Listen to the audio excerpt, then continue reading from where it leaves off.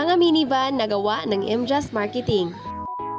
Magandang araw mga kalakotsero! For today's video nga, na-meet natin ulit ang kapatid nila Kwatchi na gawang MJAS Marketing din dito sa Fairview. Ang may-ari pala ng unit na ito, DA64W, ay si Ma'am Jeng, na siya din po ang dahilan na nakilala natin si Sir Boy, ang may-ari din ng MJAS Marketing Minivan Builder sa Cavite. Sa panahon kasi na naghahanap pa kami ng trusted builder ng minivan, ay sakto naman na nakita ni Daddy ang unit ni Ma'am na DA64W sa may bandang Fairview, Quezon City. Halos kasi lahat ng napagtanungan namin ay madalas ang builder nila ay galing sa Cebu or Davao. Kaya natuwa kami nung nalaman namin na ang builder ni Ma'am ay dito lang pala sa Bacoor, Cavite, which is malapit lang at madali lang puntahan kung sakaling meron kang kailangan or ipagawa sa unit mo. Hindi naman lingit sa kaalaman natin na ang minivan ay used vehicle sa Japan, kaya isa talaga sa priority namin ang makahanap ng legit builder na madaling malapitan at nasa malapit lang. Sir Boy, bekay naman, charing!